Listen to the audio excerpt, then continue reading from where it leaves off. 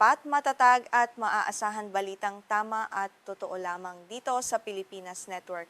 Magandang araw sa ating mga kababayan sa Pilipinas at sa buong mundo. Huwag kalimutang pusuan ang video, sumubaybay at pindutin ang batingaw upang lagi kayong updated sa balita. Simulan na natin. Pagtindi ng tensyon sa gitnang silangan operasyon ng Estados Unidos sa kipot ng Hormuz at usapin sa materyal nuklear ng Iran, isang panibagong serye ng matitinding operasyong militar ang muling naitala sa gitnang silangan na pumukaw sa pansin ng buong mundo. Inihayag ng US Central Command o CENTCOM na natapos ito ang ika-11 sunod-sunod na gabi ng mga tiyakang pag-atake mula sa himpapawid laban sa mga estratehikong pasilidad ng militar ng Iran noong Hulyo 21, 2026. Ang operasyon na natapos dakong 8:15 ng gabi ayon sa oras sa silangang bahagi ng Estados Unidos at tumagal ng humigit kumulang 75 minuto ay nagpapakita ng patuloy na pagpapatupad ng Washington sa kampanyang militar nito. Kasabay nito, hayagang idineklara ni Pangulong Donald Trump noong Hulyo 22 sakon sa isang opisyal na pagpupulong sa White House kasama si Pangulong Joseph Aoun ng Lebanon na hindi pa tapos ang Estados Unidos sa Iran at wala silang balak na mag-urong ng mga tropa sa kasalukuyan. Bagaman libo-libong milya ang layo ng gitnang silangan mula sa Timog Silangang Asya, ang mga kaganapang ito ay may malalim at tuwirang epekto sa pamumuhay ng bawat pamilyang Pilipino. Ang kipot ng Hormuz ay itinuturing na isa sa pinakamahalagang daanan ng pandaigdigang supply ng langis. Ang anumang sigalot o pagpapalakas ng presensiyang militar sa rutang ito ay agad na nagtutulak pa itaas sa presyo ng inaangkat na petrolyo na nagdudulot ng mabilis na pagtaas ng pasahe at pagsirit ng presyo ng mga pangunahing bilihin sa Pilipinas. Upang lubos na maunawaan ang sitwasyon, mahalagang tingnan ang krisis mula sa isang walang kinikilingan at objetibong pananaw. Dalawang pangunahing usapin ang nakapaloob sa hidwaang ito, ang kaligtasan ng mga barkong pangkalakalan sa dagat at ang patuloy na tunggaliang geopolitikal sa gitnang silangan. Sa opisyal na ulat na inilabas ng CENTCOM, detalyadong inisa-isa ang mga target na tinamaan sa ika-11 gabi ng mga pag-atake sa Iran. Kabilang dito ang mga sentro ng operasyong militar at mga pasilidad na ginagamit sa pamumuno, pagkontrol at koordinasyon ng militar ng Iran. Binomba rin ng mga puwersa ng Estados Unidos ang mga kagamitang pandagat na ginagamit ng Iran sa pagpapatrolya at panghaharang sa mga barko. Bukod sa mga sentro ng pamumuno at kagamitang pandagat, tinamaan din umano ang mga imbakan ng sasakyang panghimpapawid at mga pasilidad na pinaglalagyan ng mga drone o sasakyang panghimpapawid na walang piloto. Ang mga pasilidad na ito ay pinaniniwalaang naglalaman din ng mga sistema ng pagpapakawala ng missile. Tinarget din ang infrastruktura ng panustos militar ng Islamic Revolutionary Guard Corps o IRGC upang maantala ang daloy ng kanilang mga kagamitan at supply. Dahil sa lawak ng operasyon, iniulat ng pambansang himpilan ng pagsasahimpapawid ng Iran o IRIB ang sunod-sunod na pagsabog sa iba't ibang lalawigan kabilang ang Ilam, Kurdistan, Hamadan, Khuzestan, East Azerbaijan at Sistan and Balochistan. Gayunman, mahalagang linawin na ang mga detalyeng ito tungkol sa mga napinsalang pasilidad ay nakabatay lamang sa mga opisyal na pahayag ng CENTCOM. Sa kasalukuyan, wala pang malayang pagpapatunay mula sa mga pandaigdigang tagamasid hinggil sa eksaktong pinsalang na idulot sa lupa. Ang mga ulat ay nakasalalay lamang sa panloob na pagtatasa ng CENTCOM sa pinsala matapos ang labanan. Wala ring inilabas na eksaktong datos tungkol sa lokasyon, impormasyong heograpiko, o malayang pagsusuri gamit ang mga larawan mula sa satellite upang kumpirmahin ang tunay na kalagayan ng mga sentro ng operasyong militar at mga imbakan ng drone ng Iran. Ang kawalan ng malayang pagpasok ng mga tagamasid ay nagpapakita na ang impormasyong umaabot sa publiko ay kailangan pa ring suriin ng may matinding pag-iingat habang nagpapatuloy ang sigalot.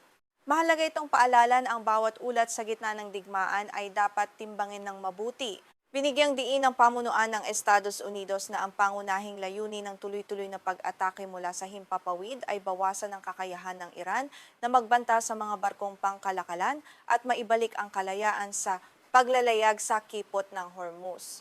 Ayon sa ulat ng CENTCOM, naglunsad umano ang Iran ng mga pag-atake laban sa mahigit 30 barkong pangkalakalan sa loob ng nakalipas na 3 buwan, kaya napilitan ang militar ng Estados Unidos na kumilos. Dahil sa patuloy na tensyon at banta sa seguridad, ang karaniwang trapiko ng mga barkong pangkargamento at mga tanker ng langis sa daanan ay bumagsak mula sa dating 84 na pagdaan bawat araw tungo sa 27 na lamang Ang matinding pagbagsak na ito ay inilarawan ng International Energy Agency o IEA bilang isa sa pinakamalalaking paggagambala sa supply sa kasaysayan ng pandaigdigang pamilihan ng langis.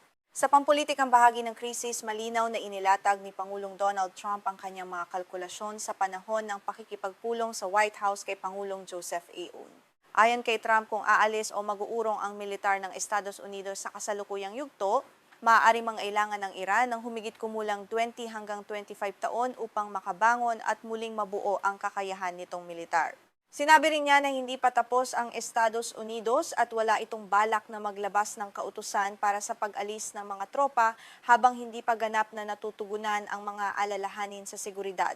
Ipinapakita ng pahayag na ito na nakatuon ang Washington sa isang mahaba at tuloy-tuloy na estratehiya upang pahinain ang kapangyarihang militar ng Iran sa rehiyon. Nais nitong tiyaking hindi agad makakabawi ang Tehran sa loob ng mahabang panahon. Kasabay ng paninindigang ito, ipinahayag din ng Pangulo ng Estados Unidos ang isang kapansin-pansing pagbabago sa prioridad ng kanilang mga susunod na operasyong militar. Binigyang diin ni Trump na ang pangunahing target ng Estados Unidos sa mga darating na araw ay ang mismong material nuklear at mga nakaimbak na uranium na lubhang pinayaman ng Iran sa halip na nakatuon lamang sa mga sentripugong ginagamit sa pagproseso nito. Ipinaliwanag niya na ang mga sentripugo ay mawawala ng halaga kung mawawala o mawawasak ang mismong material na kinakailangan upang ipagpatuloy ang programang nuklear. Ang pagbabagong ito sa estratehiya ay naglalayong tiyaking hindi na magkakaroon ng kakayahan ang Iran na ipagpatuloy ang programang nuklear nito kahit pa pumasok ito sa yugto ng muling pagtatayo. Kapag nanatili kasi ang mga material, maaari pa ring maging madali para sa Iran ang magsimulang muli. Sa parehong pagpupulong sa Oval Office kasama si Pangulong Joseph Aoun, partikular na tinukoy ni Trump ang pasilidad sa ilalim ng tinatawag na Pickaxe Mountain o Mount Kolang Gasla, malapit sa Natanz, bilang isa sa mga posibleng susunod na target ng pag-atake. Ang Pickaxe Mountain ay inilalarawan bilang isang napakalalim na pasilidad nuklear sa ilalim ng lupa. Pinaniniwala ang doon itinago ng Iran ang libu-libong sentripugo at mga nakaimbak na pinayamang uranium matapos ang mga naunang serye ng pag-atake mula sa himpapawid. Binalaan ni Trump ang pamunuan ng Iran na ang isang mabigat at matinding pag-atake sa Pickaxe Mountain ay maaaring mangyari sa loob ng napakaikling panahon. Ang pagtukoy sa napakalalim na pasilidad na ito ay nagpapakita ng pagnanais ng Estados Unidos na maabot maging ang pinakamatitibay at pinakamalalalim na kanlungang militar ng Iran upang wasakin ang mga itinagong material. Layunin nitong alisin ang banta mula mismo sa pinagmumulan nito. Sa kabila ng matatapang na pahayag mula sa White House at CENTCO, mayroon pa ring malalaking kakulangan sa pagpapatunay na dapat maunawaan ng publiko.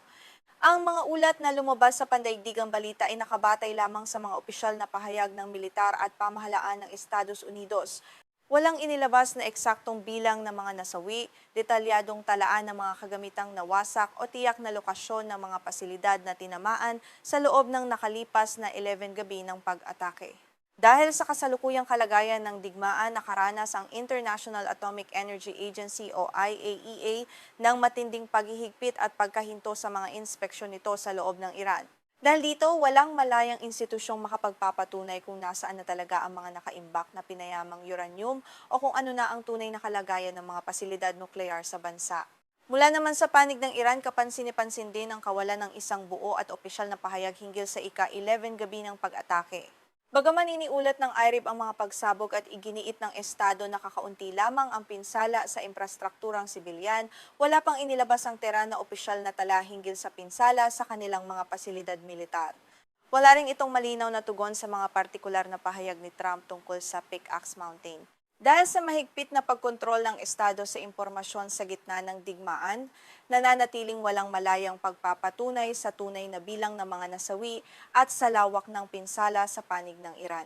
Ipinapakita nito ang matinding paghadlang sa daloy ng impormasyon na karaniwang nangyayari sa panahon ng malalaking labanan. Gayunman, batay sa mga opisyal na babala ng Khatam al-Anbiya Central Headquarters, ang pinagsamang pamunuan ng militar ng Iran, ituturing ng Tehran na ganap na paglawak ng digmaan ang anumang pag-atake ng Estados Unidos sa Pickaxe Mountain o sa alinmang pasilidad nuklear. Binalaan ng militar ng Iran ng Estados Unidos na maglulunsad ito ng matinding pag-atake laban sa lahat ng base, interes at kaalyadong bansa ng Washington sa rehiyon, kabilang ang United Arab Emirates, Kuwait, Bahrain at Jordan. Ang palitan ng mga banta at ang kawalan ng malayang pagpapatunay sa tunay na kalagayan ay nagpapanatili sa buong gitnang silangan sa pinakamataas na antas ng pagbabantay ng militar.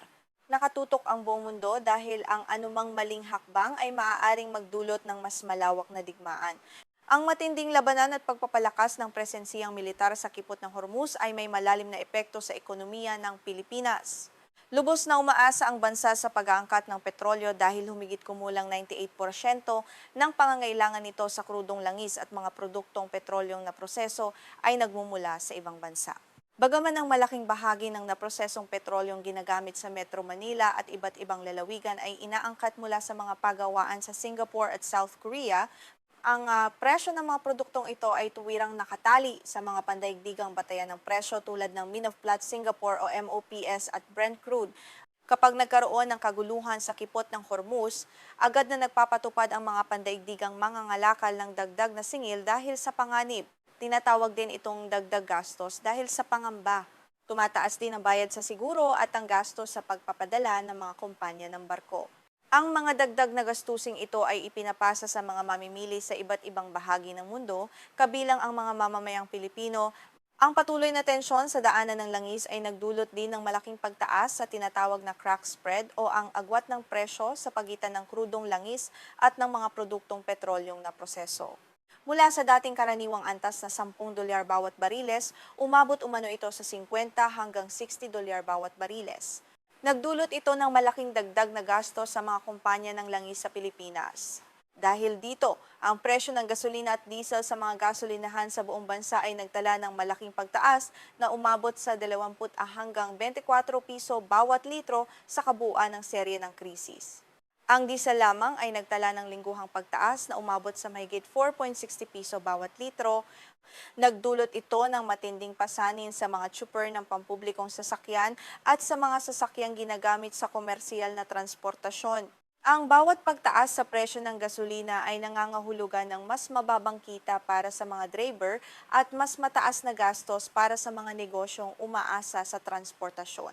Sa ilang malalayong lalawigan sa Pilipinas, umabot umano sa mahigit 130 hanggang 140 piso bawat litro ang presyo ng diesel. Nagtulak ito sa pamahalaan na maglabas ng mga pambihirang hakbang sa ilalim ng Executive Order No. 110 upang ideklara ang pambansang kalagayang pang-emerhensiya sa enerhiya. Ang matinding pagtaas ng presyo ng petrolyo ay mabilis na lumikha ng sunod-sunod na epekto sa pangkalahatang ekonomiya ng bansa. Napilitang magtaas ng pamasahe ang mga pampublikong sasakyan tulad ng jeepney, bus at tricycle. Tumaas din ng husto ang gasto sa paghahatid ng mga produktong agrikultural mula sa mga sakahan patungo sa mga pamilihan.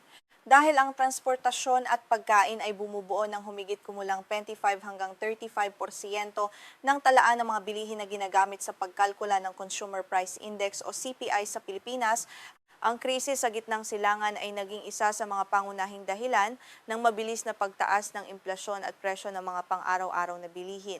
Upang ibuod ang kasalukuyang sitwasyon, dalawang pangunahing punto ang dapat tutukan ng publiko. Una, nagpapatuloy ang mga operasyong militar ng CENTCOM sa ika-11 sunod-sunod na gabi upang pahinain ang kakayahang militar ng Iran at protektahan ang kalayaan sa paglalayag sa kipot ng Hormuz. Pangalawa, nananatiling matigas ang pampulitikang paninindigan ni Pangulong Donald Trump habang tuwirang pinagbabantaan ng Estados Unidos ang mga itinagong kagamitang nuklear ng Iran sa mga pasilidad sa ilalim ng lupa tulad ng Pickaxe Mountain. Ang kombinasyon ng tuloy-tuloy na pambobomba at matinding palitan ng mga pahayag mula sa magkabilang panig ay nagpapakita na malayo pa ang rehiyon sa isang diplomatikong paglutas. Kakailanganin pa ng mas malalim na negosasyon upang maibalik ang kapayapaan at katiwasayan sa mahalagang daanan ng kalakalan. Sa mga darating na araw, may tatlong mahalagang bagay na dapat subaybayan dahil maaaring matukoy ng mga ito ang magiging direksyon ng pandaigdigang seguridad at ekonomiya. Una, isasagawa nga ba ng militar ng Estados Unidos ang pinangangambahang pag-atake sa kailaliman ng Pickaxe Mountain o Mount Kolang Gazla sa kabila ng mga babala ng Iran? Pangalawa, ano ang magiging opisyal na tugon at hakbang ng Iran sa kipot ng Hormuz at magpapatuloy ba ang pagbaba ng bilang ng mga barkong pangkalakalan na dumaraan sa rutang ito? At pangatlo, Paano babaguhin ng pamahalaan ng Pilipinas at ng iba pang bansa sa ASEAN ang kanilang mga patakaran sa tulong pinansyal para sa gasolina at seguridad sa enerhiya upang maprotektahan ang kakayahang bumili ng kanilang mga mamamayan? Laban sa patuloy na pagtaas ng presyo at implasyon, patuloy nating susubaybayan ang mga opisyal na ulat at mahahalagang kaganapan sa buong mundo upang makapaghatid ng balanse at tumpak na balita. Para manatiling may pinakabagong impormasyon tungkol sa mahahalagang balita at malalim na pagsusuri sa mga pandaigdigang kaganapan, pindutin ang like, mag-subscribe sa ating channel at i-on ang kampana ng abiso.